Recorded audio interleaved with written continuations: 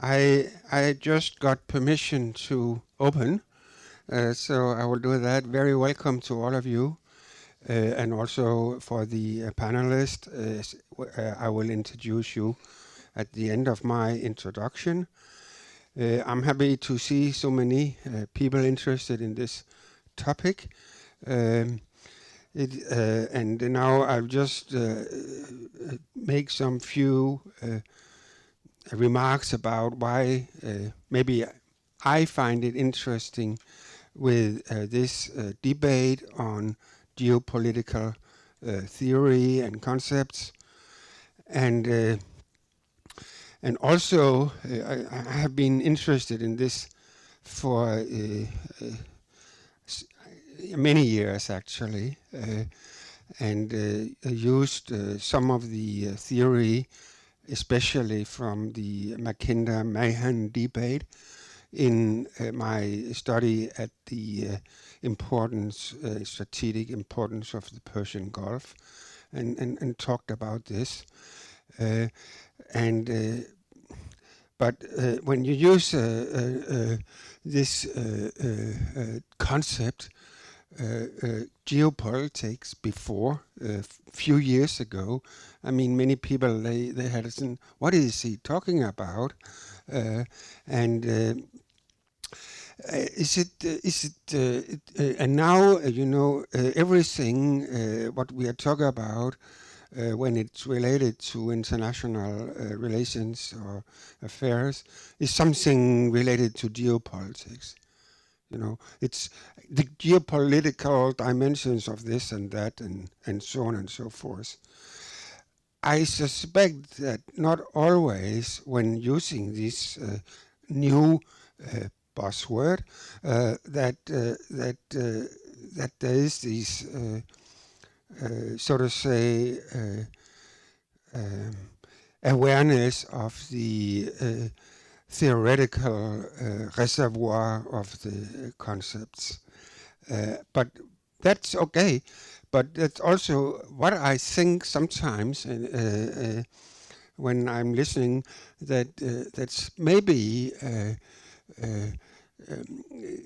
it is a fashionable word for what we normally discuss as power transition theory.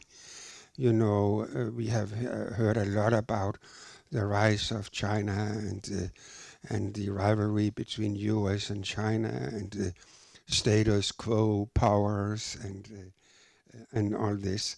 Is that just another way of talking about power transition theory? Maybe it is. More theoretically, it could be also because we have a new awareness about what we call new materialistic approaches to theory. And also, I think what we could debate maybe later today is a geopolitical offer an opportunity to so to say to have a more scientific approach to the study of international relations, because it invests in natural sciences like oceanography and all these kind of things. This is, and it's about geography and these kind of things. So maybe it is having this kind of attraction because it will give us some more ideas about a new mythology, maybe. I'm going the wrong way. And I took this old book by Brzezinski from 1999. And I think this is a very typical illustration for how many people approach geopolitical theory with the chessboard, right? It's like almost, it's illogical. If they do this, we can do that, and all this. So this is maybe the scientific attraction, but on the ideological side, it also have some kind of connotation of being sometimes combined with right-wing ideology and these kind of things. And that is why for many years, especially in Germany, this concept was not, sturfähig, so to say. But it is now. I just mentioned these concepts because this is some of the concepts that we normally combine with this with these schools of theoretical thought. And actually, this speech, which was one of the starters of this theoretical approach, was actually today 100 years old. It was from 1904. But and it's still very much used, and this book is based more or less on the theory of Halford Mackinder. So, what one example, and because I should not waste your time by talking here too much, but one of the things I thought was maybe illustrating of what I'm trying to talk about is this concept of the Indo-Pacific, which was introduced in a U.S. national security strategy in 2018. And it was quite surprising that this concept turned up. And immediately a lot of stuff came out about Indo-Pacific. But it has a history, as most concepts have. And this concept actually was coined by one of the big names into geopolitical theory, namely Karl Haushofer, in a book he published in 1924, Geopolitik des Pazifischen Ozeans, Studien über die Wechselbeziehungen zwischen Geographie und Geschichte. And what was it about? It was, he was wondering about how the landlocked Germany could have a role in the high seas or in the oceans. And he coined this concept of the Indo-Pacific and made the theory that there should be Germany should be, so to say, guidance of how to develop this area into an anti-colonial, getting rid of the European and US colonial strategies in the region. By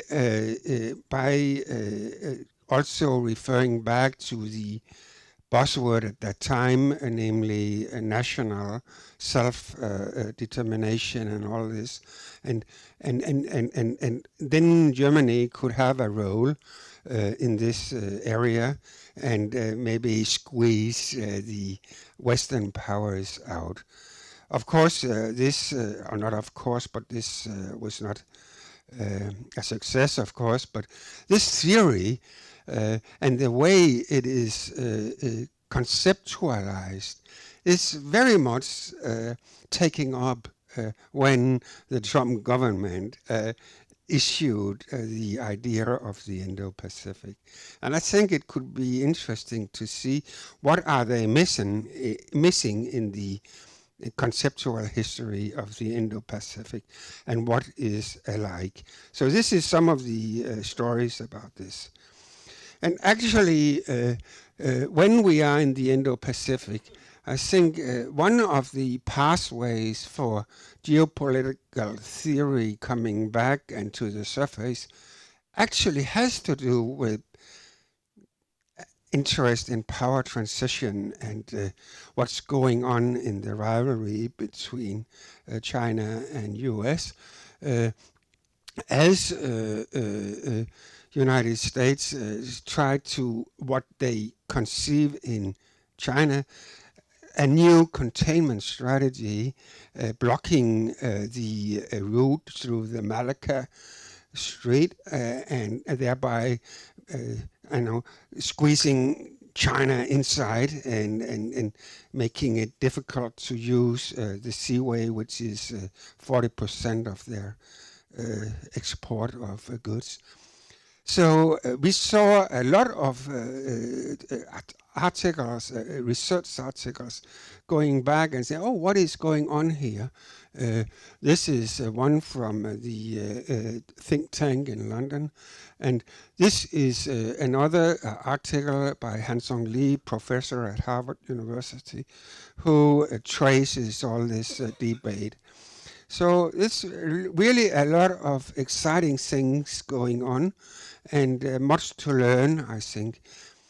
And this is the intention, to have this introduction to this cluster of ideas and concepts here today.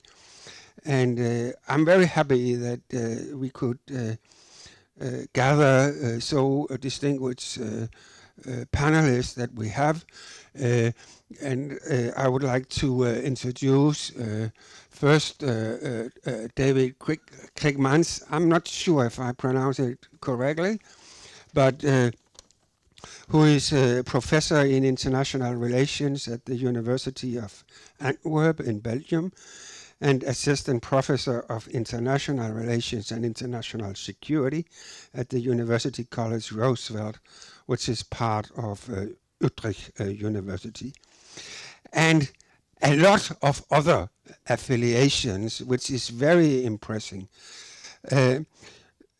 Criekemanns have been researching on this topic, geopolitics in international relations, for many years, and lectured about it. And therefore, of course, he is the perfect choice to be the editor of a new book series on Brill on this. And I think, David can maybe introduce it better himself. But the first book came out a couple of years ago, and I can really recommend it. And today's seminar also is a kind of book launch after all, because these hardcover books, they are always so they are not cheap, but today now the paperback came out, and it is much more affordable, and it's a good study for studying what is all this about. And in this book, the next panelist, Antonios Nestoras, also have a book chapter, and he is introducing very exciting new concept, namely concept of geopolitical myth, which he argues could be a good analytical tool for studying geopolitical development, and it is then applied for the study of Greece, and I'm sure we will learn more about that.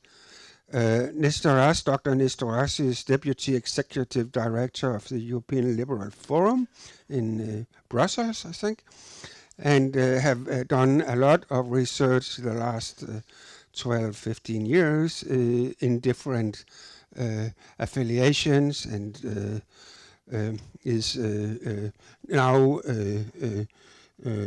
just this book was just published, and we are happy to have the possibility to read it. The third panelist, and now I have to change here, is Anders Wivel, who is the professor of international relations at the political science department at Copenhagen University and head of the PhD program. And his most fundamental research interest is how small states overcome power, asymmetry, and vulnerability in international relations. And Anders is also very well known in a broader setting here in Denmark, because he was the Chief Investigator and Deputy Director of Research in the Independent Inquiry into Denmark's military engagement in Kosovo, Afghanistan, and Iraq, which was commissioned by the Danish Parliament. So, and then the last panelist is our guest researcher here at DIIS, Dr. Ian Klinke, who is a professor and fellow in human geography at St. John's College in Oxford University. He's a political and historical geographer who works on the history of geopolitics and the intellectual far right. And his recently book is this one, Life, Earth and Colony, Friedrich Ratzel's necropolitical geography. And I'm sure that you will touch upon that also in your presentation. The program for today is that I stop now, and then we will have 4 presentations in a row, and approximately 15 minutes.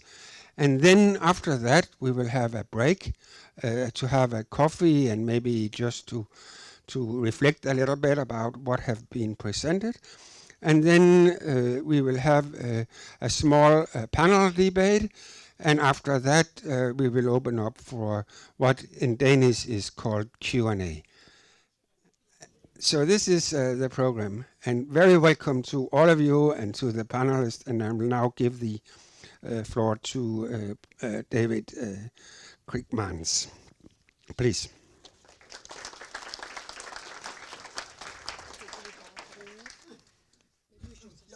Yeah, perfect.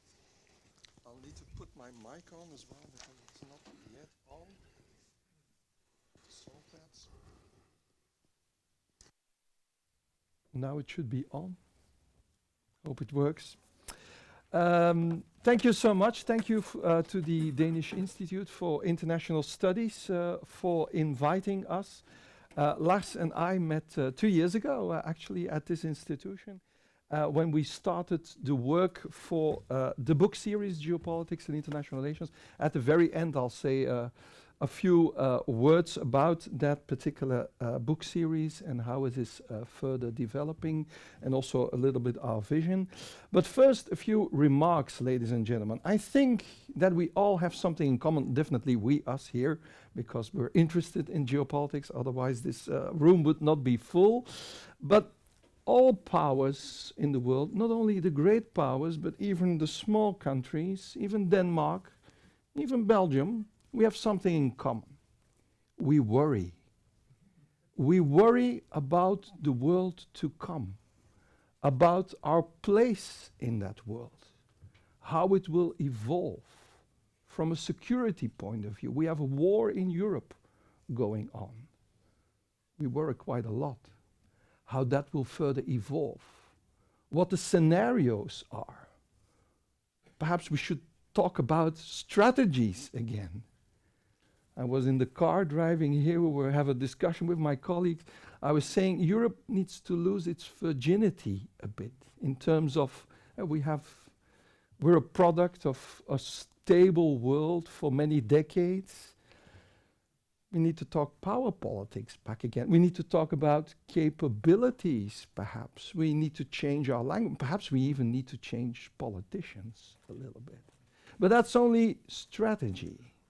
Economy, world is changing quite rapidly also. Think about our supply lines, the neoliberal model, the just-in-time model, China, factory of the world. Also from an ecological perspective, perhaps some aspects to be discussed there. What about our business model? And I'm saying I come from Belgium, but I think Belgium and Denmark have a few things in common. We have a similar view on the world politics. We have a maritime dimension as well. We worry. We worry about what's going to be our business model in the world. By the way, also linked to that, technological advances. I'll talk about that from a theoretical perspective in a few minutes. But technology is advancing. Think about AI, 5G, quantum computing. Those countries that have those capabilities will have major advantages in the future. What does that mean for us? We worry about a certain country called the United States, who is at fight with itself. The Eurasia Group has this annual report saying, challenge number one, the US against itself. The transatlantic relationship, not only from an economic point of view, but also from not only from a security point of view, but also from an economic point of view. Mr. Trump is going to do a new trade war. What does that mean for us, yet again? Then if we go further, energy transition. Now, I've been studying that for 15 years now. Well, I love these politicians who are saying more windmills, more solar panels, but it's much more substantial than that. You need power lines. We need to have a whole discussion on the natural resources that you need for such an economy. We need to talk about lithium, cobalt, scarce resources. And by the way, in all these markets, China is present. And China is rather dominant, so we're going to probably exchange a dependence from the Middle East, oil and natural gas, to an extreme dependence to China on some of these resources. On paper, it looks, the green transition looks fantastic. We're going to have a utopia in 2050. But what does it mean geopolitically? Do we already have a... Yes, the Commission has some reports. Yes, study work has been done, but it needs to be translated into our foreign affairs, into our strategies. And by the way, under Donald Trump, we might get into a direct competition with the US to get access to those resources. So I could go on. Food, etc., etc. We worry. And perhaps also in academia, when I was, there's always an anecdote that I'm telling, but it's quite interesting to tell the anecdote. When I was doing my PhD on the history of geopolitical thought, this was in the 1990s, people were saying to me, David, geopolitics, is that still relevant? That's the 19th century. Do something relevant in your PhD. European integration or something. That's the past, it's not the future. 25 years later, I'm standing here.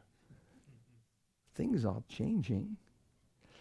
Meaning that actually later I understood, and this happened also when I was at international conferences, and I understood, but actually IR had tucked away, and now we come to the essence, the geographical factors. Because what is geopolitics? Well, my colleague will probably talk about Rudolf Kjellén and how it happened in the 1990s. Well, actually, go to the 19th century. I'm fascinated really by that period. It's a period of rapid it was a period of rapid technological development, new technologies, the Industrial Revolution. If you look at Germany, compare Germany 1870 to 1910, not the First World War, 1910, the dramatic technological evolutions, also new alliances all over. I know it was a bit controversial if you look at it from that point of view. It was colonialism. It was another form of globalization at that particular moment in time. But it revolutionized a few things. It also started a competition amongst nations. At that particular moment, a competition amongst European powers who in the end committed suicide, you could say. And that changed the whole geopolitical equation. We are in a similar period of rapid technological changes, of power competition, and of a lot of uncertainty. And hence my field, international relations, because I'm an IR scholar of origin, is looking for answers and perhaps tucked away factors such as location, geography, physical geography, human geography, the spatial dimension. It's as if in the 1990s we thought, oh, technology is going to overcome that. Or the liberal model will conquer the world, end of history. So that's no longer relevant. And I would argue it is relevant. It always has been relevant, but we in IR tucked away the geofactors. And that's a bit where the mission statement of the book series come. I believe that my field, IR, needs to change. We need to internalize again geopolitics, and of course it would take us many hours and like 10 seminars to look at the whole evolution of geopolitics. And indeed, in the past, there has been controversy. Geopolitics was misused by some, most notably in Germany in the 1930s. It got a bad name. But in fact, geopolitics never went away. It went somewhat underground. Literally, scholars in geopolitics in Europe fled through Switzerland, ended up in the United States, also contributed to the field of realism. Arnold Wolfers is one of them, together with Nicholas Spikeman, etc. That's interesting to see. So I believe that my field IR needs to integrate again with geopolitics. And that's a little bit the mission statement. The mission statement does also the geofactors, location, geography, but also that, and that's the second part of my my talk. Lars already mentioned the classics, and we're going to go into them. Rudolf Kjellén is one of them. Halford John Mackinder, the balance of power thinking, the importance of Eurasia. There are others in that more classic field, but what I would like to argue is that we in IR have forgotten the richness of the theoretical approaches also in geopolitics. So the whole question then becomes, how do you look at the geofactors? How does geo interact with foreign policy and the other way around?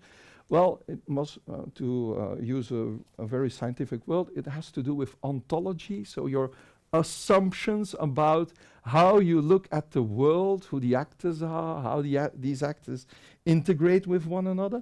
If you approach, so there are multiple ways to look at the geofactors. The strategic, the geostrategic, more classical approach would be to the whole debate about land power versus sea power. I would argue it's still relevant. For instance, China is investing in sea power. That has certain implications into the geostrategic theater in the Pacific and in the Indo-Pacific. The United States is countering that. So sea power is relevant. Think about what's happening currently in the Red Sea. We Europeans do not have any capabilities actually to change something. And if Donald Trump comes into office, we might dial 911, US Navy, hello, but they don't pick up anymore in Washington. And we do not have the capabilities to change something. So sea power is relevant. But there's other approaches. Did you know that in the 1920s and in the 1930s in France, there was a whole school of thought that engaged with the Germans and said, you Germans, you're thinking in a deterministic way about geography. Das Schicksal. Geography determined, diktat, determined. It was more like a legitimation of policies later. The possibilist school believed that geofactors offered opportunities and limitations. And good statesmanship is maximizing the opportunities, limiting the limitations, creating a strategy. Possibilism. We've forgotten that school. But I would argue we need to get it back into the debate. Think about how do you develop strategies also for Europeans. I've been very intrigued by what I call the cognitive school. It's cognitive behavioralism. Harold and Margaret Sprout, and they are important authors because they sparked also foreign policy analysis as a subfield of IR. They said, well, instead of geographical determinism, what is important is how the leader or an elite perceives reality. And the perception is more important than the material factors. So if you have well, it doesn't work on Trump. All our theories break down. That's a different school. ego politics and not geopolitics. And so you flip it around and it becomes... don't think about Donald Trump, but George W. Bush, he had a certain... compare Bush and Obama.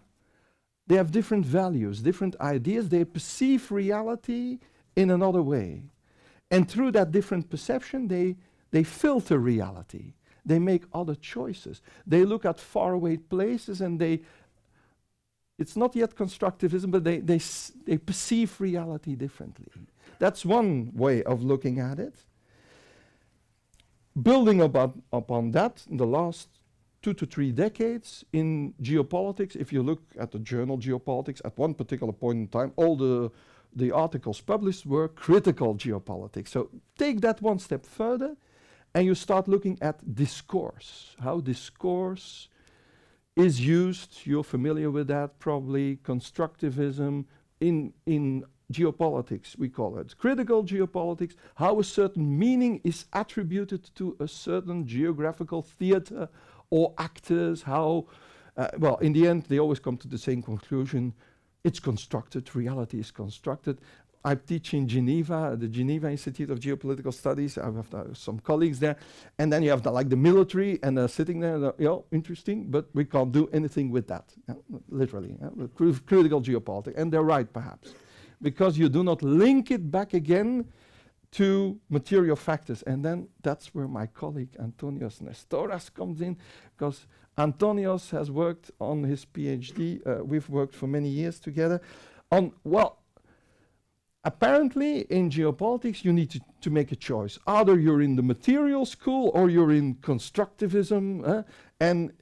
But what about the bridge? And that's something that my colleague is going to talk about. I conclude, ladies and gentlemen. So I come to the conclusion that actually there's a richness. It's relevant again, geopolitics. We need to integrate, and we need to have a whole debate on how all these theoretical of schools can help us. Also about technology and geopolitics, for instance. There's a whole concept called the geotechnical ensemble, how new technologies change the values of geopolitical equations. And on that note, I like to end. And through you, Lars, perhaps we give the floor to Antonios, but I'll give the floor to you. Thank you so much. Thank you.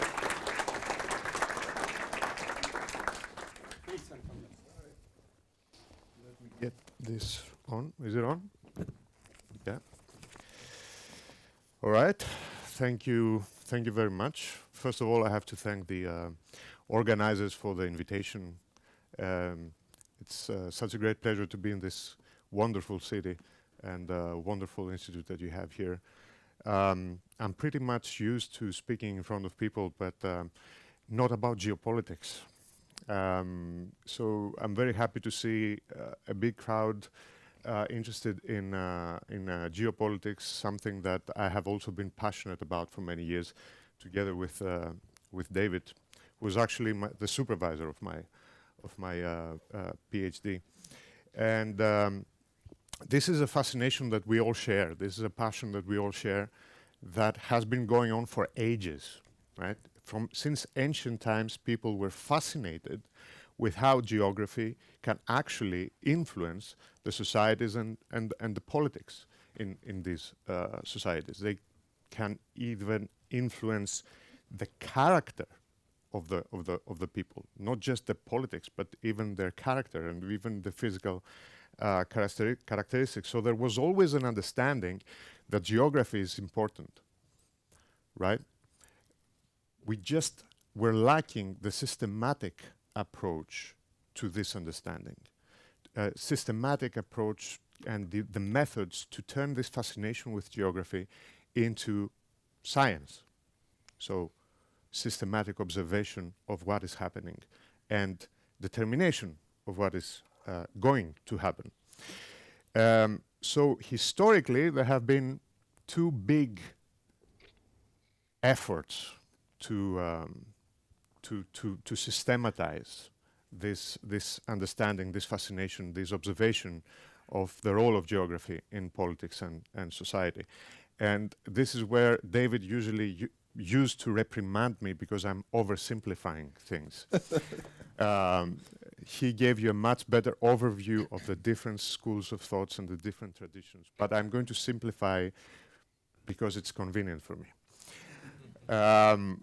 Two big ideas, two big approaches to geography. The materialistic one, what we call classical geopolitics right now.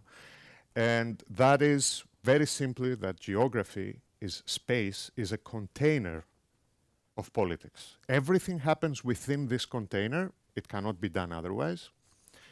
And so it is extremely important for politics. And all we have to do, since we're talking about material geography, is measure it, evaluate it, make maps out of it, make comparisons, statistics out of it, and therefore realize what's going on and determine the best course of action or recommend policy actions. So use it for statecraft. Use geography for statecraft. That was the main idea behind geography from the beginning of the 20th century with Halford Mackinder. That's the pivot in history and the pivot in geography as well as a discipline. And that was the predominant way of thinking about geography for the biggest part of the 20th century until the 90s, more or less, beginning of the 90s and middle of the 90s, where a new strand or a new way of thinking about geopolitics and geography emerged here in continental Europe too. And that was that what we now call critical geopolitics, a very systematic effort to criticize geopolitics of the 20th century. Now, there's a lot of points to criticize, and David has already mentioned them. Some scholars were determinists, some scholars were using it as an excuse to justify policies and so on. But critical geopolitics, critical geopolitics has rightfully, expressed in many ways this criticism towards classical geopolitics. And what they say, again, simplifying a little bit, is that in reality there is no material geography that is influencing the politics. Is simply the perceptions, the ideas, what they call the geographical imaginations of the people that that influence political decisions and social behaviors.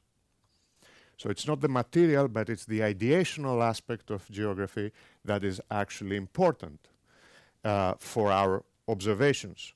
And they take it a step further. Take borders, for example, right? Take borders. The planet geography in itself doesn't have borders, but borders are ever present. They are a political construct, they're a social construct. And that's one way of illuminating the way they see geography and critical geopolitics. So everything is a social construct for them. To take it a step further and say, transatlantic partnership, European Union, the European integration, that was very in vogue in the 90s. Everything is a social construct that is trying to support, maintain, sustain, or create a power structure. Like, we are using these concepts in order to support the current political establishment.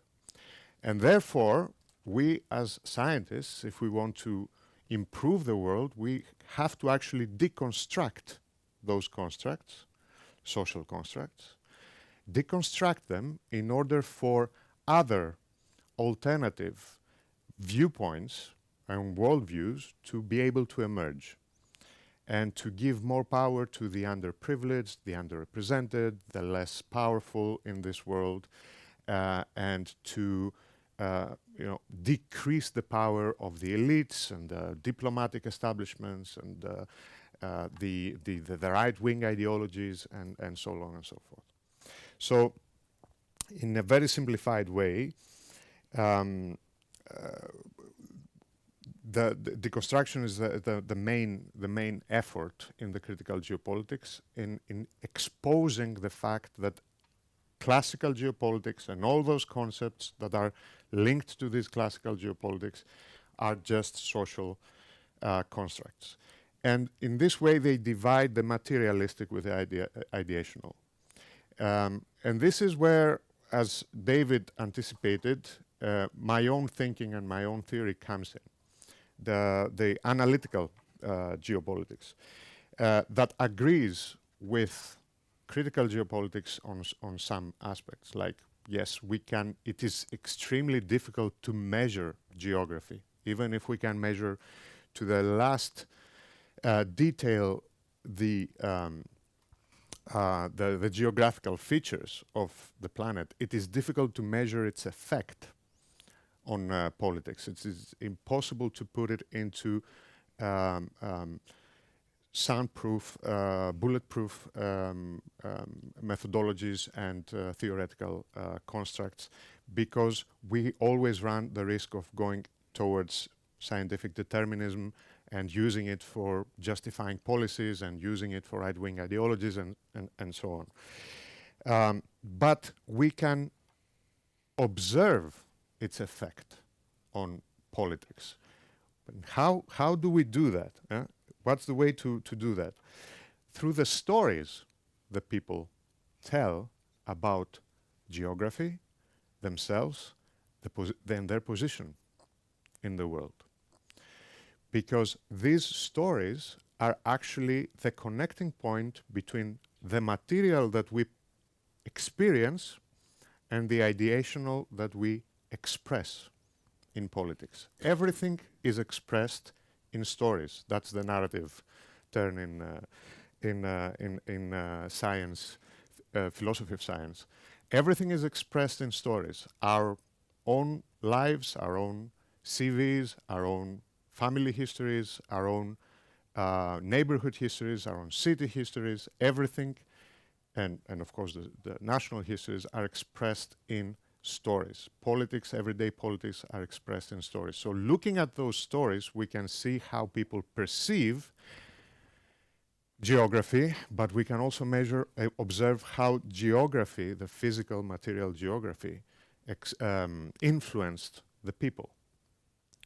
So it's a connecting, the stories are a connecting platform for material and ideational geography, and the best tool that we have, I believe, in order to observe this influence of geography on politics.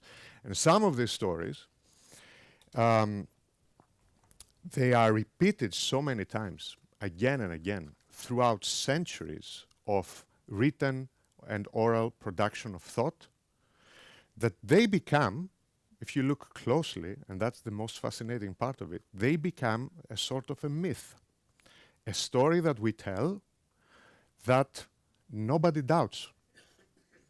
Nobody doubts the myths. It's not. I'm not using the word myth here as, something that is by default false.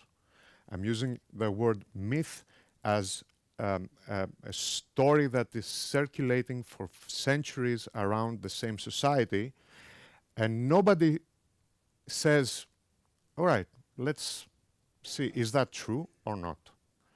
Because it's just a myth, it's a story. We say the story, it is true on some levels, it is false on other levels, but we keep saying this story like a fairy tale. Very quickly, you can look at the Greek myths, right? Nobody says that Zeus was real, for example, but we all say the stories about Zeus. And nobody says, oh, wait, Zeus never existed. Of course never existed, but there is some truth in it, right? And the same function is possible within politics without us noticing it. Without us noticing it, we're using the same narratives, the same stories. I'm not talking about Zeus, but the function of it.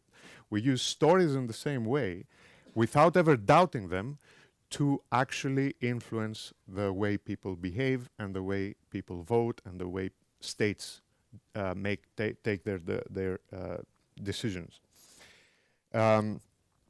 So these stories can become so persistent and so enduring that they elevate themselves on the realm of myths.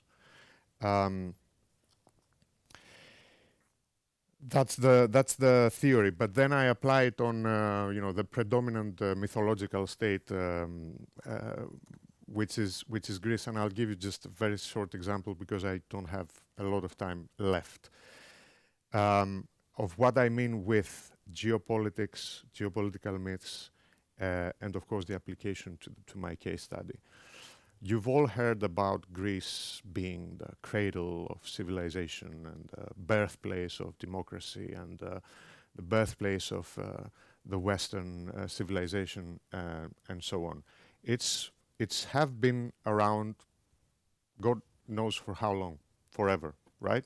Well, that's the fascinating thing about it.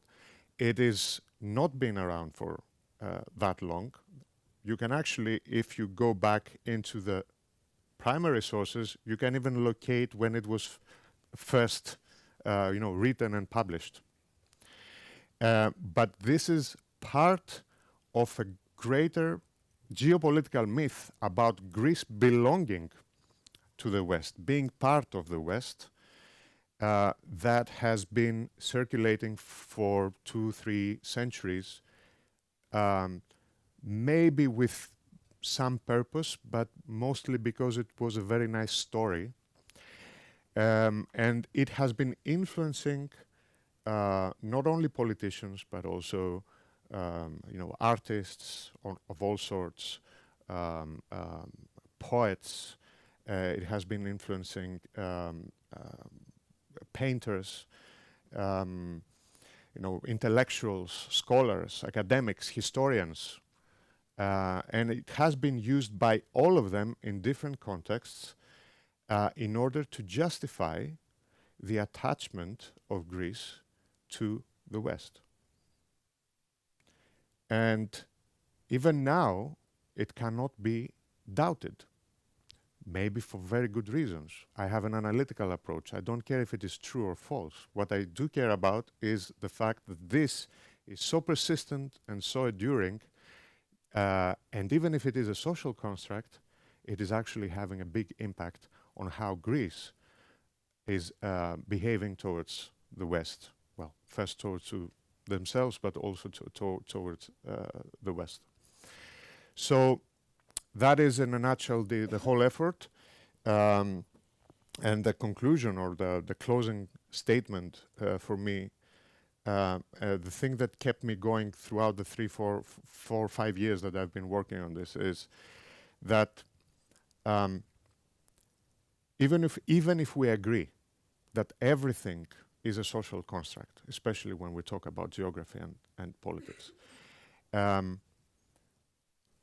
even if we agree that everything is a social construct, what is more fascinating for me is that these social constructs have similar structure, and that all of us, all our societies, all our nations create similar constructs like this. There's a pattern behind the social construct creation and construction.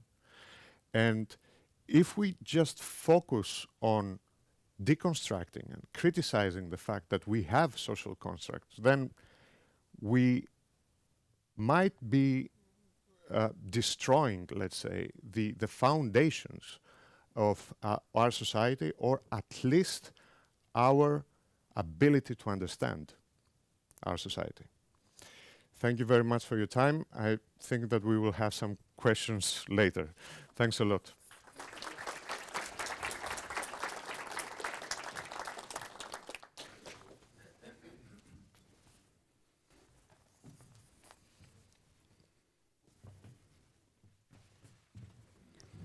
Thank you so much. My name is Wivel. I'm a professor at the University of Copenhagen, and I'll say a little bit about small states and geopolitics. What do we talk about when we, I think there's something with the mic maybe. what do we talk about when we talk about geopolitics today? Well, first and foremost, I think we talk about a changing international order, and I think there are various kind of aspects to this international order. One important aspect is the abdication of the United States, as it is often called actually in the US policy debates, the US taking a step back from the world. And this leads to what we sometimes name the Kindleberger trap. It's named after a US economist, politician and civil servant who was one of the architects between the Marshall Plan in Europe after World War II, and therefore also one of the architects of, you might say, US post-World War II politics. And Kindleberger's analysis of World War II was that World War II actually took place because nobody took responsibility for the international system as such. So none of the great powers wanted to take responsibility of being a hegemon, or wasn't able to do it at the time, either because of political inability or because of too few capabilities. So the Kindleberger trap is that nobody really takes responsibility for what goes on in the world. We've lost our hegemon. The hegemon wasn't always that popular, but now that when the hegemon is gone, we kind of miss the US as the global hegemon, and that might lead to new conflicts when there's not one taking responsibility. And the second kind of important development that we see, and which is often also associated with the return of geopolitics, is the rise of China. So when the United States takes a step back, that means also that regional dynamics, the geopolitical dynamics matter more. The rise of China, we see that as China wanting perhaps not to be a global hegemon, but wanting to be a global great power, challenging the US, and the way that the US and their allies, their cooperation partners, Denmark included, constructed international society. Here the big challenge, or the big risk, is what we sometimes call the DIIS trap. It's popularized by Professor Graham Allison from Harvard University, and what he says is that when we go back and read kind of the ancient works of the ancient Greek general and historian Thucydides, what we see is that when one great power is declining, another great power is rising, then there will often lead to war between the two great powers. The old great power will try to hold on to the old system. The new great power wants to institutionalize new rules, new norms, and new practices. So we risk a great power war. And again, geopolitics and geography matters more than it did before, because now we have these conflicts, maybe even wars, between the two systemic great powers around the world. What we also see then, as kind of following from this, as a consequences from this, is the decline of old institutions. None of these great powers are as interested in these institutions as, for instance, the United States was in the post-war area, in the post-World War II area, and also in the post-Cold War area. There's nobody home, so to speak, of the great powers to take responsibility.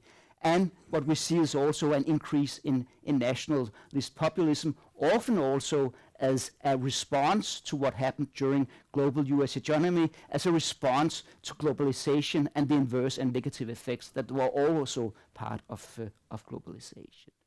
So what kind of future order do we see when we have this return of geopolitics? Well, I think there are kind of at least three kind of perceptual lenses that we can look through. One is to say we had a unipolar order, that is, we had an order which was dominated by one superpower. Now this is developing into something else. Bipolarity, maybe two, that is two superpowers, China and the United States. Multipolarity, more great powers, or even what we sometimes call non-polarity, that the systemic dynamics, the global dynamics, they do not matter as much as they used to. It is the local, the regional dynamics that matter more. The second one is a multiplex order, that is an order more based on geographically anchored networks. And the third one is a sphere of influence order, that is where we have regional hegemonies dominated by great powers existing in parallel. And I'll get back to these and their consequences for the smaller states. But first, why should small states care? I think David put it very well when he said that small states worry about what goes on. So I think actually there are very good reasons why they should worry, and I tried to put some of them up here. Small states, they have limited capacity of their political, economic and administrative systems. They have fewer diplomats than the bigger states. They have smaller armed forces. They have less political and influential power in international relations. They cannot really throw their weight around. They do not have what we call coercive power. They need to rely on negotiation power. And if you have a system with weak international institutions and weak norms, there's less room for negotiating and more room for raw power politics. And often also these smaller states, they find themselves as the weaker part in asymmetric relationships, so that they're unable to change on their own. So for instance, even when it's, you might say, a beneficial and benevolent relationship, as the Danish-US relationship is mostly, then there's no kind of question on who is the biggest, who's the most influential, who's the strongest power in this relationship. And that means that every negotiation that takes on is asymmetrical and basically favors the great powers. So I summed up more than 50 years ago by Erling Bjøl, a Danish scholar and historian who's also kind of an influential person in thinking about small states. For the small state, the environment is a much more important variable than for the great power. And therefore, as David put it, therefore small states worry, and they should worry about what goes on.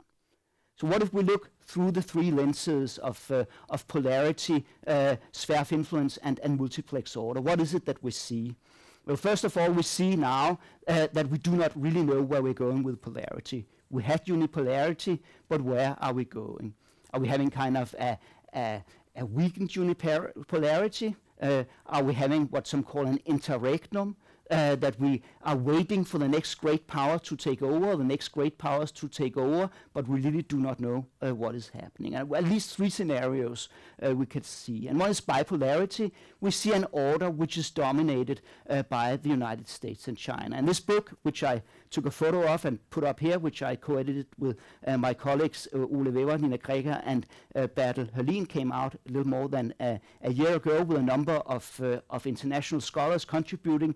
Their main point was actually that we're kind of heading towards this bipolarity, that we have China and we have the United States, and at least they have two regionally anchored orders. So it's perhaps not bipolarity as we knew it during the Cold War, with two antagonizing great powers, each having its own ideology and an ideological battle. It's more that they're regionally anchored. They want to dominate each of the regions, and then occasionally they clash. That was one of the main outcomes of this book. But in bipolarity, we'll see this hegemonic conflict, the two great powers clashing. We might even see a great power war. But for the smaller states, this might also allow for taking advantage of the geopolitical location, of taking advantage of their ideational position. So for instance, if you had a geopolitical location which is sought after by the great power, or by both of the great powers, you might actually negotiate favorable terms, as we saw also during the Cold War. You might also have an ideational position, either as a middleman, as a mediator between the two, or within within the clusters dominated by each great power. A second scenario would be multipolarity, that is more great powers, US, China, perhaps India, or Russia other great powers. And this is typically what we would say also from the literature on small states. And my colleague from the University of Macedonia, Rebecca Pedy, and I, we reviewed this literature in this book and discussed the consequences for small states. But multipolarity with many great powers is usually what we'll say is very dangerous for the smaller states, because we will see shifting alliances, we'll see weak global institutions. Each great power might have their own favorite institutions. Some will sometimes go together, as we see with China and Russia and the Shanghai Cooperation Organization. Sometimes they will compete, and we'll see a lack of international cooperation. So this is highly dangerous for the smaller states. And then more and more people talk about non-polarity, saying we look in the wrong direction, really. We look up and see what's going on in the global system. But what's important for us as smaller states, and that, I think that's an enduring argument and an important point of geopolitical thinking, is what's important for us is what goes on in our geopolitical neighborhood, in our close vicinity. And that becomes more and more important if none of the great powers want to take responsibility for the global system. So we're really kind of, if the US is not in Europe, we're much more at the mercy of Russia as Europeans. Non-polarity, it's like multipolarity, but only worse, because small states are stuck with the great powers dominated the regional theaters, or left in the margins. What the consequences of the sphere of influence? In the spheres of influence, we'll see parallel and competing great power hegemonies. Each will have different norms, different rules, different terms of negotiation with the smaller states. So it's better to be a small state within the US sphere of influence than to be a small state within the Russian sphere of influence or the Chinese sphere of influence. But it's pretty bad being one of the smaller states in the buffer zones between these contested areas. And it's pretty bad to be a state where the great powers actually disagree on whether you're in one area or the other. So you do not want to be the Ukraines or the Taiwans of this world in a sphere of influence world. And there's a risk for all smaller states of a live and let live agreement between regional hegemons. So the US kind of takes care of its own sphere and defines its own sphere. We might be inside or outside. Russia, China, other states, great powers will do the same. Then there's the multiplex order. And the multiplex order will say we have the world is still globalized to some extent. We have this complex interdependence where states, they still trade, maybe in a little bit different way than before. They still engage in different international organizations. So we see these clusters of cooperation, but we see increasingly that they're not global, but they're anchored to some of the great powers, and it means also geographically anchored in some of the regions. This is fluid, it's unpredictable, and there's a risk of overload for the smaller states. They need to be present in on a lot of different venues, organizations, and that has consequences if you have limited capacity, limited number of diplomats. You cannot be everywhere at once. What we see is also what we call forum shopping. The great powers, they choose kind of their favorite venues, their favorite organizations, and they might shift attention, and then it's very difficult to be a small state with few resources. So what are the general consequences of risk? I think I've kind of pointed to some of the risks and challenges associated with each of these types of orders. I think there are some shared risks also, and I think one is the risk of marginalization. What do you do when your geopolitical location has nothing to offer? There will be a lot of states who are kind of in the margins of international society. We'll see that even more than we have done before. States in parts of Africa, but also even states in part of the Indo-Pacific, and even in Europe, we worry that we will be kind of in the margins of some of this. There's the risk of parallel action. When smaller states actually agree on the goals, and parallel action was a concept which was constructed by one of the researchers here at the Danish Institute of International Studies, Hans Mouritsen, who is a long-time student of geopolitics. And parallel action, what Hans means by that, is that when you agree as small states on goals, but you have incentives to go it alone or cooperate with great powers side by side. So that might lead to divide and rule of the great powers. Really, the small states should agree. They do agree, but they have an incentive to kind of opt for cooperation unilaterally, bilaterally with the great powers. And then there's one of the biggest risks is the risk of overload. That what's going on is when you face security challenges at home, but you're also expected to contribute far away. Right now, the US is in Europe. They're contributing to the European defense and countering the Russian threat. There will most definitely be a bill to pay for us as Europeans. There will be expectations built out by the US. Then when Russia is kind of contained, then the US has some business in the Indo-Pacific, and they will expect Denmark and other small states to contribute. And also overload, because you simply have to participate in multiple relations. So this slightly bleak kind of view of the small states in the emerging international order, I will say thank you for listening.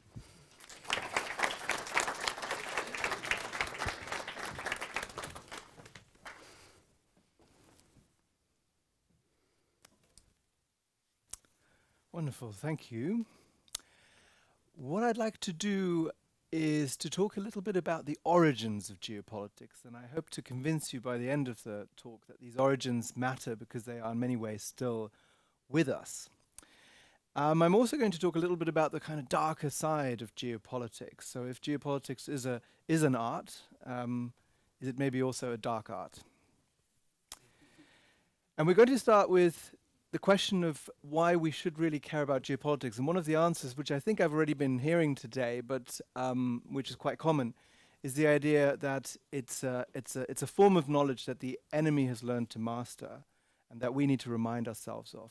This was actually a very important narrative in the 1940s in the United States. It was one of the reasons why the CIA was set up in the way it was, as a way of collecting knowledge, because Americans looked to Germany and saw, geopolitics is actually something that has been incredibly effective for the German war effort.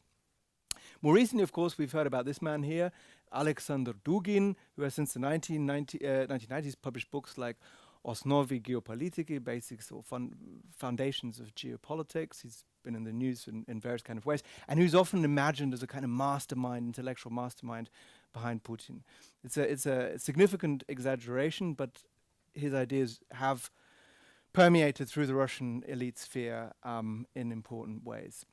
Now, what we sometimes forget when we look at these kind of enemy figures is, of course, that geopolitics, and I think we've already heard this today, is a form of knowledge which has never really been dead in the West either.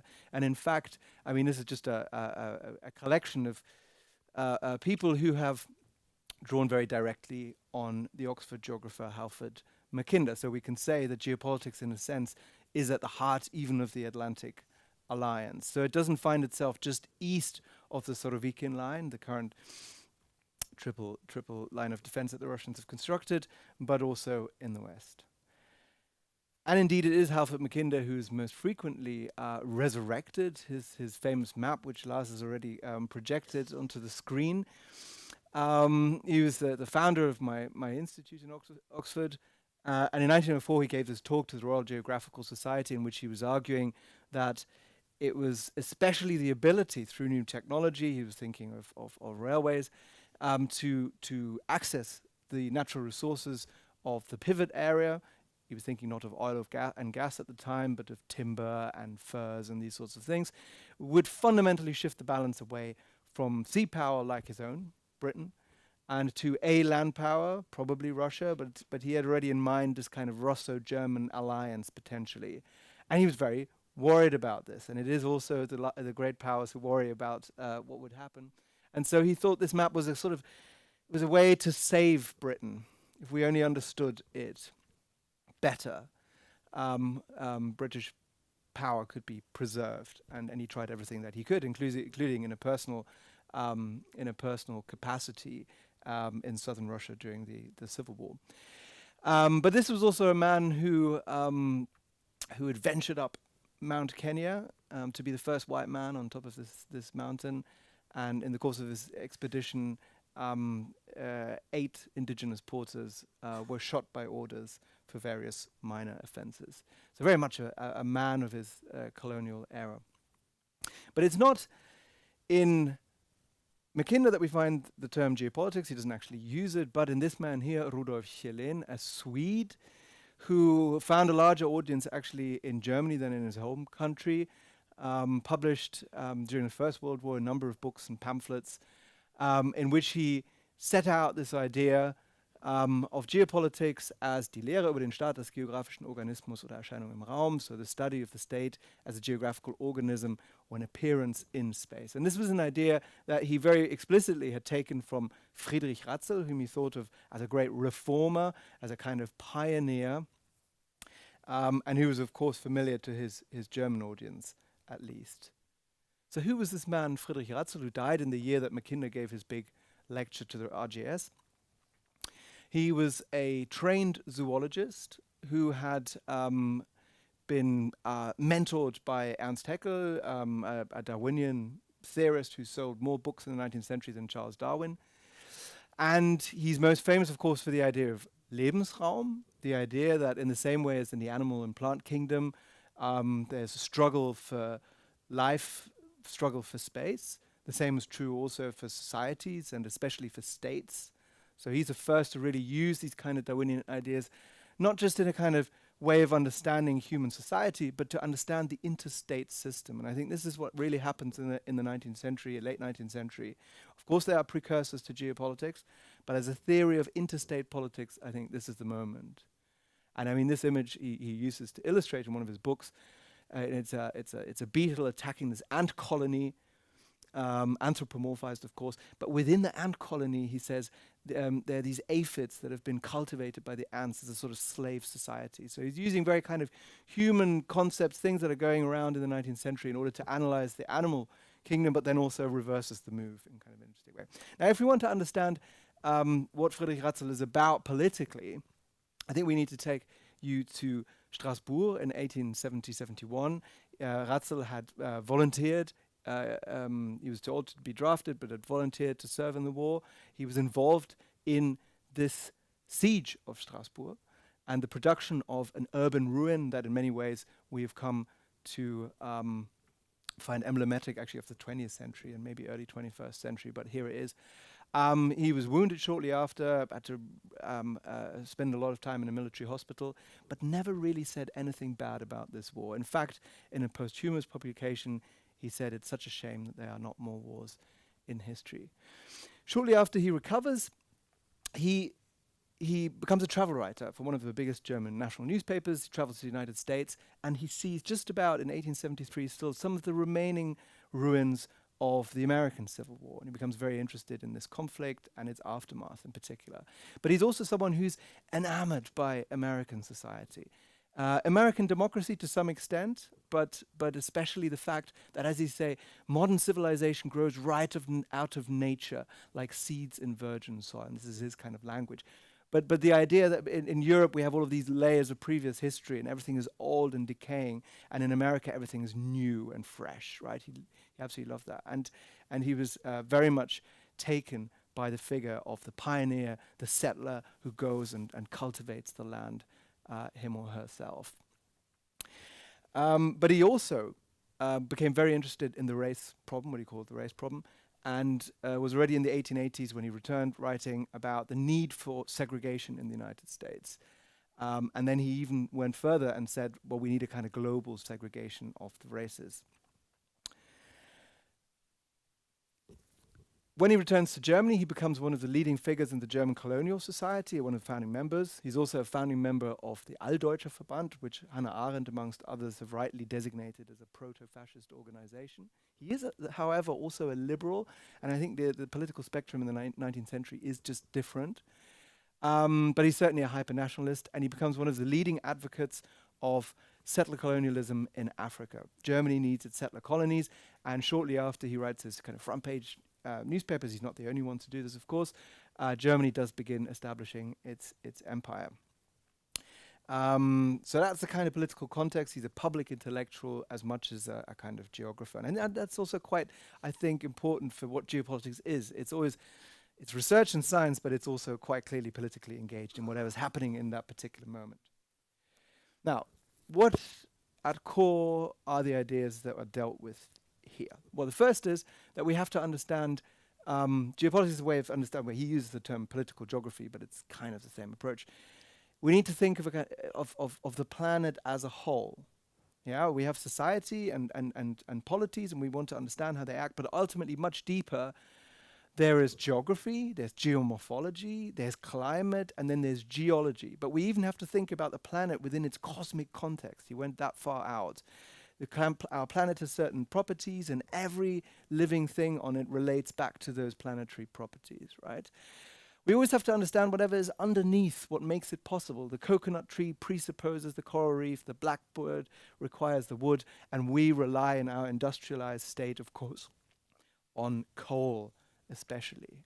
We can talk more about coal because I think this question of materiality comes in interesting ways.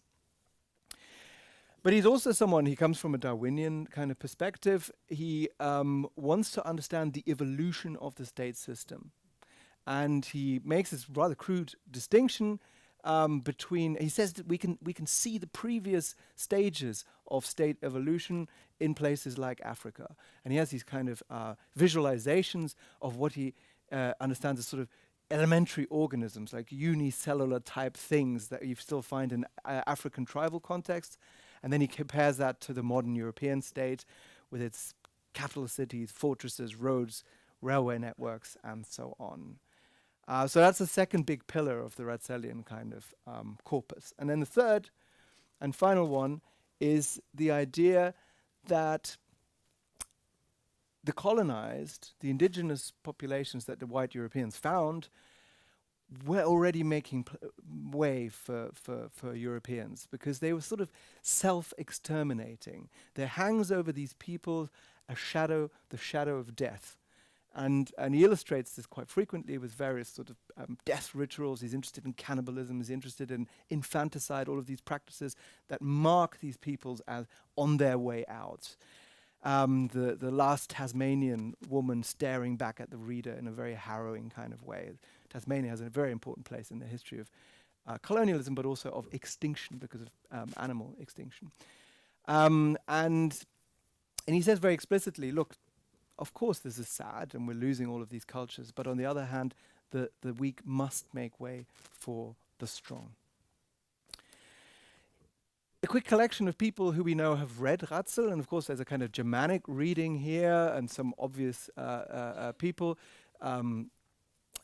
Friedrich Nietzsche, of course, Carl Schmitt, silly man with a chaplain moustache. And in fact, I think Ratzel would have been a forgotten figure had it not been that in the 1920s, when Adolf Hitler was then still a relatively unknown water paint color and a beer hall politician, he was imprisoned in Landsberg, and the library there was rather heavily equipped with books by Friedrich Ratzel, and that's quite well documented how, and if you open the pages of Mein Kampf, there's a number of pages where he's just, you might say, plagiarizing, but certainly under the influence of the Ratzellian corpus. But Ratzel is also read in the United States. He's read, for instance, by Simon Bowman and Ellen Churchill Semple, both of whom are liberals. They're liberals, they're conscripted into the Wilsonian paradigm, and they are both advisors to Wilson, crucially in just in the period just before the Paris conference. Semple is not allowed to be at the Paris conference as a woman, Bowman is. And then we have someone like W.E.B. Du Bois, the black civil rights activist and historian who also reads Ratzel. So there's a kind of diverse reception, but it certainly tilts very strongly towards the political right. And then this is what I'm going to close on, is the question of how or where we find this today. So we've already mentioned Alexander Dugin, and for those of you who know their Cyrillic alphabet, this is one of his YouTube talks to his followers. This is on Friedrich Ratzel. And yes, ultimately geopolitics goes back to Montesquieu and so on, but it is in Ratzel that we find Природная среда влияет на человеческое общество, the influence of the natural environment onto human geography. Or someone else, maybe a bit closer geographically, Karl-Heinz Weismann, he's one of the Vordenker, of the kind of intellectuals behind the Alternative for Deutschland, currently polling at about 23%. And in his book Rubicon, he stylizes Ratzel into this thinker of migration. You know, there are all of these migration swarms coming in. And if we don't want to end up like the Roman Empire did, then we need to do something about this. Or you could venture into your local book or idee and pick up a copy of Tim Marshall's Prisoners of Geography. I sold 2 million copies. Comes with it, at least in the English version, with a foreword by the director of MI6. There's a children's book version too of this book. Yeah. And this is where I think we find quite close to home geopolitical ideas. So in my view, yes, we're dealing with the decline of liberalism, and so geopolitics suggests itself as an alternative, but at the same time, geopolitics has always kind of been there in various ways. Now, if any of this is remotely interesting to you, and it may not be, and that's fine, have a look at my book. It's open access. You don't need to buy it. Just have a look online. Thank you.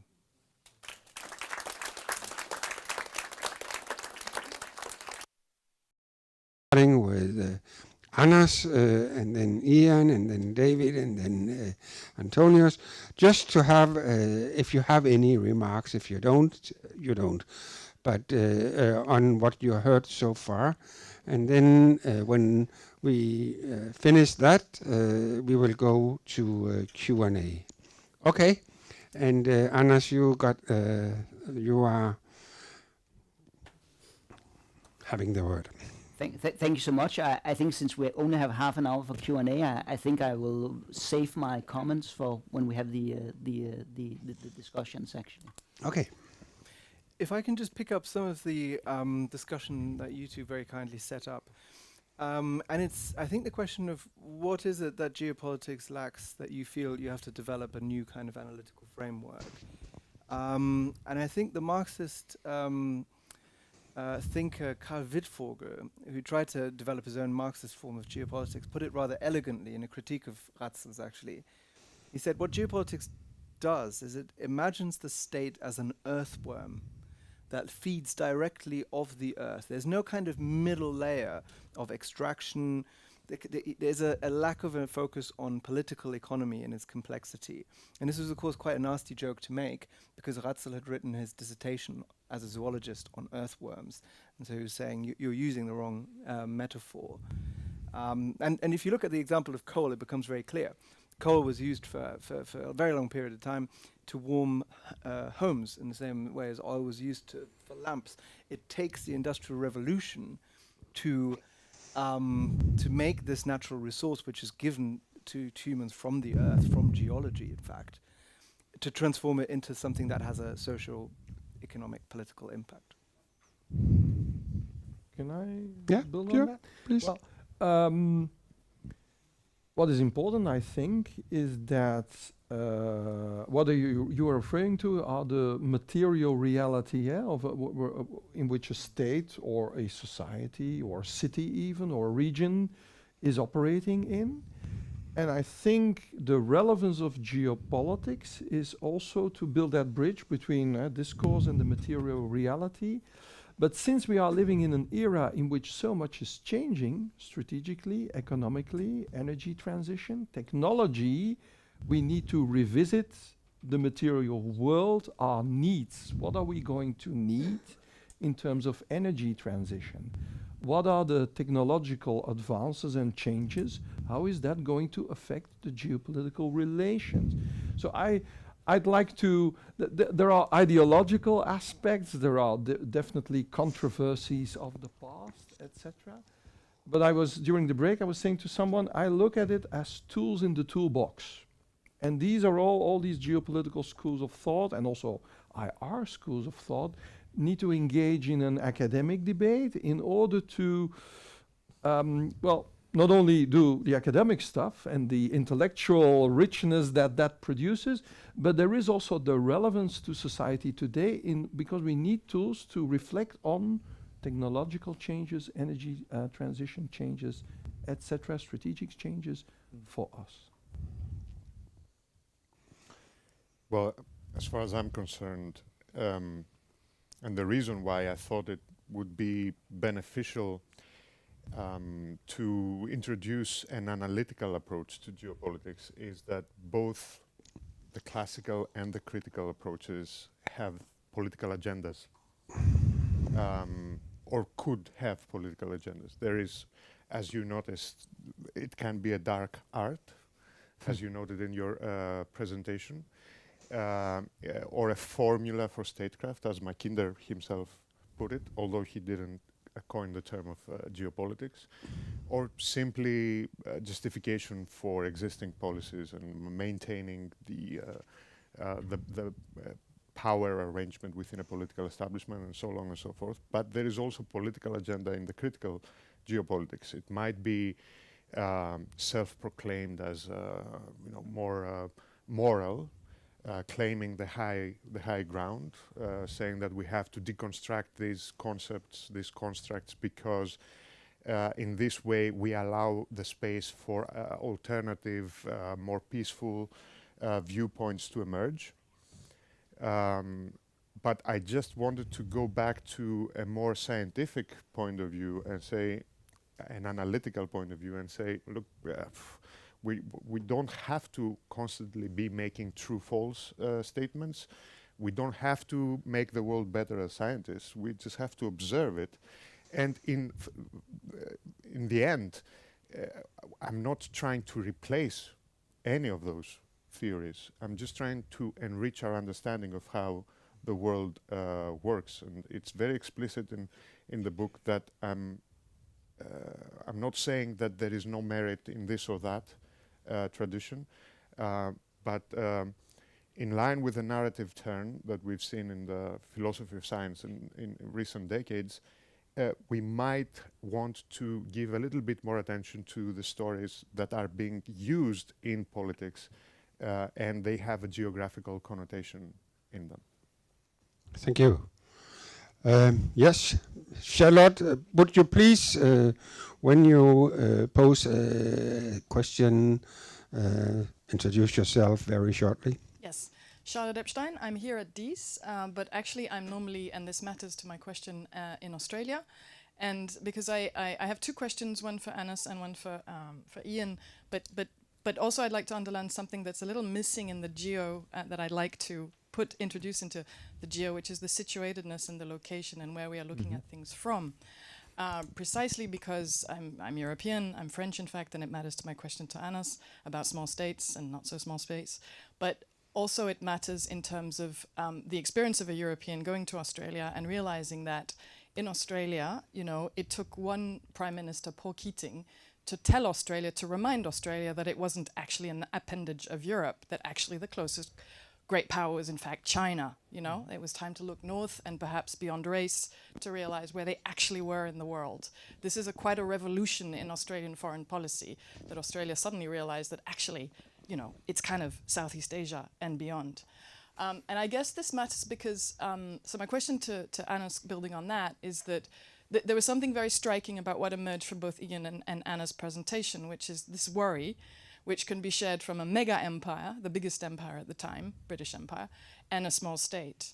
And what's interesting about that worry is how the deformations that can also introduce, right? Because that the British Empire was worried about this is quite, to my mind, mind-boggling, actually, given the command it had on the globe.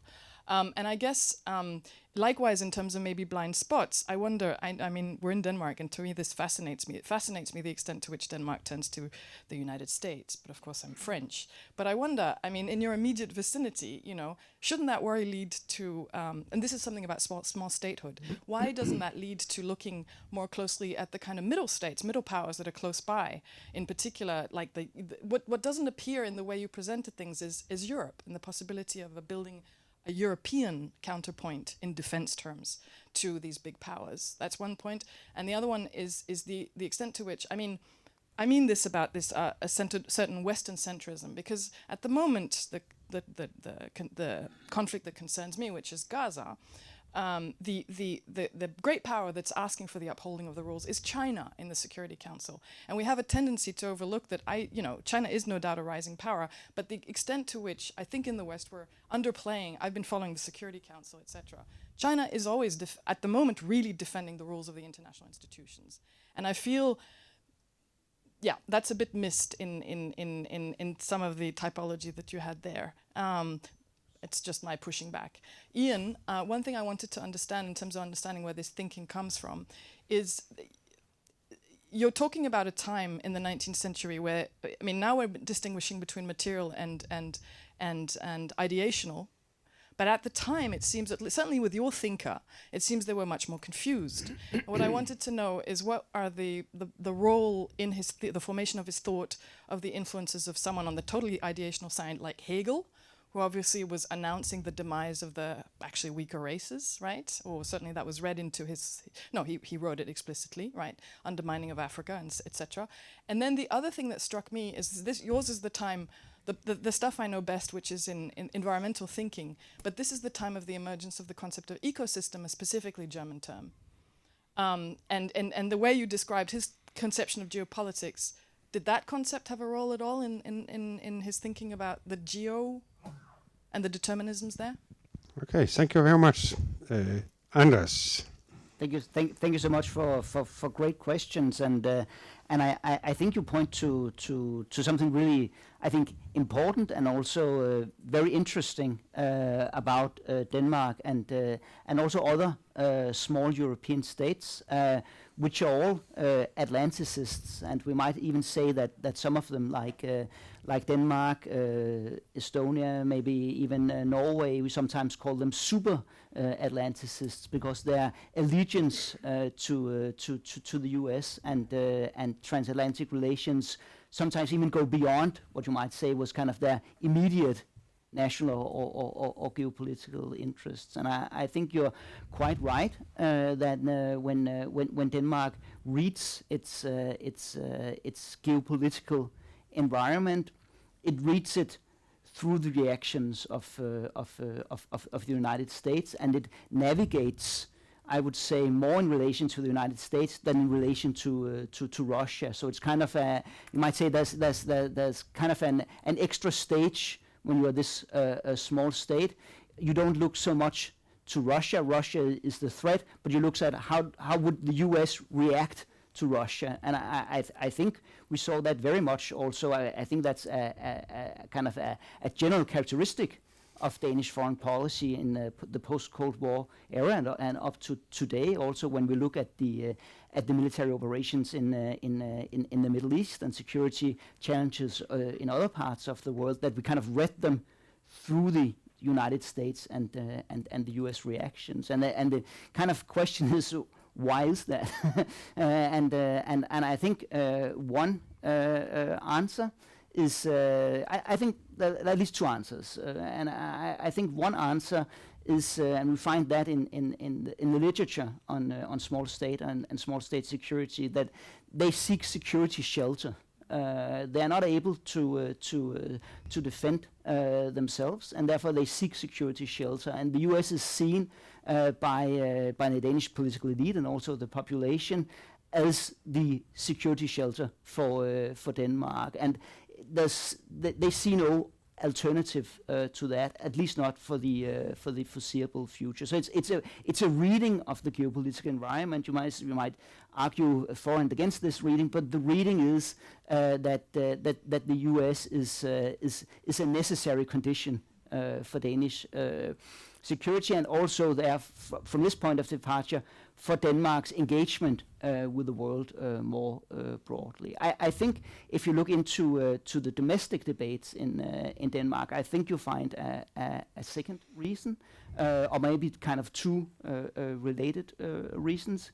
I think one is that in Denmark we always had a bit reluctant relationship with Europe, and the Nordics, or sometimes even called the reluctant Europeans, or the other European community, because we had kind of our own community and did not see kind of didn't think of Europe as kind of an identity base for what we were doing. We were more kind of social democrat, more Protestant. They were more kind of Catholic in the eyes of the Nordics, more kind of old-fashioned also. Okay. So there's a difference there in how it has been looked upon by the Nordics, and that's also part perhaps of the explanation why we have the opt-outs. And now we do no longer have the defense opt-out, but clearly that we had the defense opt-out also meant that this kind of bias towards the US meant that that became even more of a bias, because we could not have our policies through the EU when it comes to hard security. So I think that's one thing. And a second and related... please be a little bit short, because you could talk the rest of the time, but I think others... I will do that. But I think the other related reason is the way that we have kind of read history, and the political elite has read history in Denmark, and the history of the Cold War and the Second World War, seeing that to some extent as we were, it kind of proved that we are dependent upon the US. Yeah. Okay, thank you very much, Ian. Yeah, that's very helpful for me, actually. Thank you. Now, ecosystems maybe not, but the term ecology stems from Haeckel, and Haeckel was Ratzel's mentor, so there's a direct link. Ratzel starts off by thinking of the environment as something that's external and that has a causal impact on human society. Yeah? But already towards the end, he's developing a rather different conception of the environment, which is that each of us have our own environment, and they may overlap, but often they are almost like bubbles that are sort of separated from each other. It's a very solipsist kind of theory. And if you think about the meadow, then in a sense you could say the meadow is the environment for all of the insects that live on it. But no, the worm and the fly, they never actually meet. They don't even have necessarily the sense organs to perceive who the other one is, right? Now, Ratzel isn't an anti-Semite, but someone like Jakob von Uexküll takes this very same idea, and he argues in the 1920s, Jewish people have their own Umwelt, the Germans have their own Umwelt, and this conception, this solipsist conception that's already in Ratzel, then becomes something quite different. So that's the first part of the answer. The second part, which is about, and links back, I think, to this question of possibilism. Mm-hmm. So sometimes we say, okay, Ratzel and Mackinder, they are environmental determinists, and then there's a French school which has a more nuanced understanding. I actually think in Ratzel you have both. You have very environmentally determinist statements, and you have statements which could be possibilist avant le mot, you know. Mm-hmm. And he's actually not very consistent thinker, and so he sometimes uses them, sometimes uses the other, and it's a bit of a mess. And some of the people who came later then wanted to bring structure into this and to separate this out. I think this is what's happened.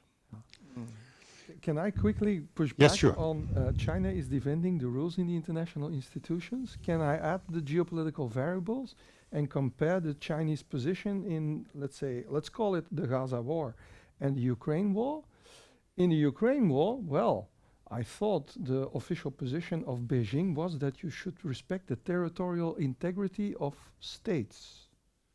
Well, they're rather not so vocal regarding what Russia did in Ukraine, of course. So on that regard, perhaps actually Ukraine is interesting, Belt and Road. So they're gaming two sides, I would even argue.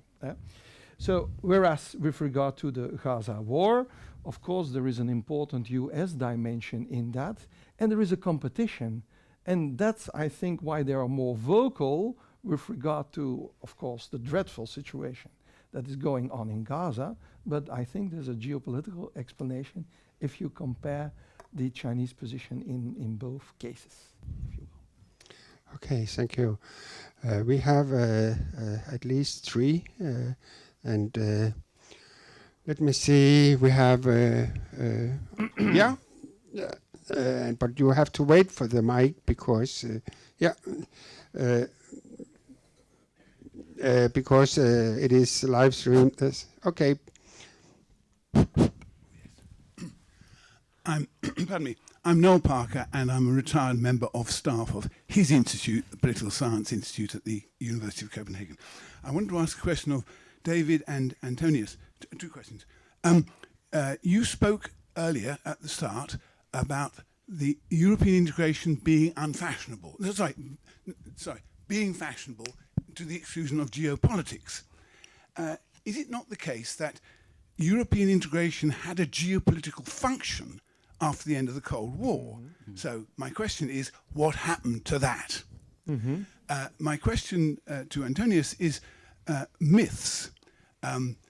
This is prompted by the wild success of Tim Marshall's book, which seems to me to be a bit of a piss take about Margaret Thatcher's notion of Britain in the heart of Europe. Anyway, the extraordinary success of this book seems to suggest that the British are having worries about their conception of the world, which is a myth in terms of your reading of myth. So if you would comment on the British perception of the world, and more especially the American perception of the world, China. The mere word evokes the hostile notion, widespread in the American population, of how China is uncivilized or something else. Okay. So something about popular politics and its the role of myths, geopolitical myths. Okay, thank you. Let's take the next question. Yes, and you have to wait for the mic. Yes, my name is Rolf Dupont, and I have been at Roskilde University in many years. And already when I started, I had, from my move from Berlin to Copenhagen, the tradition of Karl August Wittfogel in my baggage, and therefore I'm very glad that you put the name on the agenda, because he not only criticized Ratzel in this way, but wrote a very fundamental article in 1929 about geopolitics, geographical materialism, and Marxism. And this is the latest has to do with he was in the 1920s China specialist of the Communist Party. And in this way, he is interesting because he has avoided the trap of Eurocentrism. And this has to be done if you want to make a concise summary of what the discussion here has lighted. And nowadays, I have just translated a chapter on geopolitics in this little book by a German who is called Peter Wahl.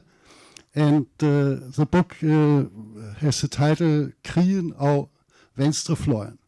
Og det vil sige, det er et ligesom slags selvopgør, men selv videre udvikling af det. Undskyld, ja. Excuse me. So this is written in German, and I have translated this to Danish, and therefore the confusion comes. Okay. But the important thing is to have this non-Eurocentric view on the shifts which are on the way from the unipolar to the multipolar world. This, but he contains very good summaries of very many of these points. And by the way, the analytical approach, this I wanted to say to Wittfogel also. Wittfogel had an analytical approach to criticizing geopolitics in three main mistakes. Okay, I don't want thank to you. repeat Thank it. you very much. We will look into the book. And now we have Mogens, who would introduce himself. And first of all, thank you very much for a stimulating debate. You forgot to introduce yourself. And my name is Mogens Pell from the University of Copenhagen. I just left Athens a few weeks ago after having been there at the Danish Institute. This is not about Greece, although I'm interested. What is geopolitics? Is it a theory? Is it a domain of specific concepts? I think we are discussing that. But there's a third thing, and this is actually my question to you. Sometimes you also come across the definition or the understanding of geopolitics as an aid to statecraft, which is interesting in the sense according to at least my experience, that it is a way of... Are we out of power? That's fine. Okay. When it becomes a way of reasoning, I mean, if you look into some of the American geopolitical strategies from the 90s, you'll find, I find at least when I read it, clear reminiscences of Mackinder, for example. There's also Mackinder's famous addition to his 1904 statement from 1919 about the pivotal role of Eastern Europe, which occurs after the collapse of free empires, after the experience of the German Mitteleuropa, and materialize itself into the Petite Entente and other things. I mean, here we have it as a way of reasoning integrated into specific politics and strategies. So what is your take on that? This is my question, actually. Thank you. Now I think we have these couple of questions and we have time for good answers. So let's start by Antonius and then take the row. All right. Perhaps my answers are going to be short because I will start with a disclaimer that I'm neither an expert on US policy, foreign policy, neither UK. And of course they have complicated political systems and complicated histories. But what I could assume is that, especially in their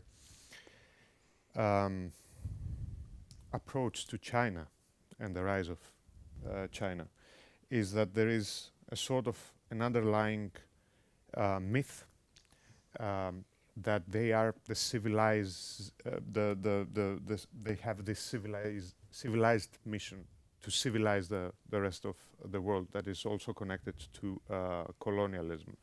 Maybe it starts with Manifest Destiny in the United States, but it goes all the way up to the Cold War and beyond that.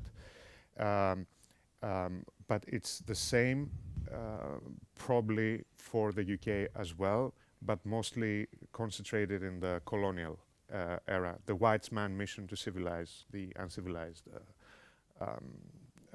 tribes of Africa and so on.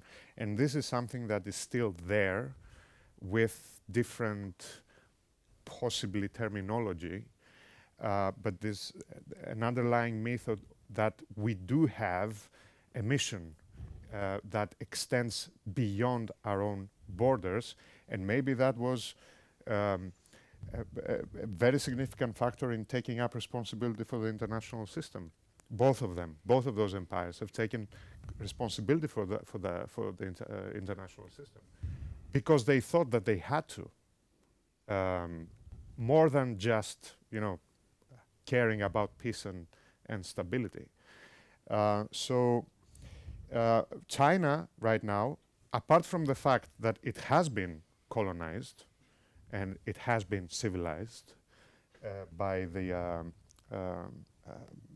by the British and other European colonial powers, it is regarded right now as a threat, also because of that, because we need a significant other who is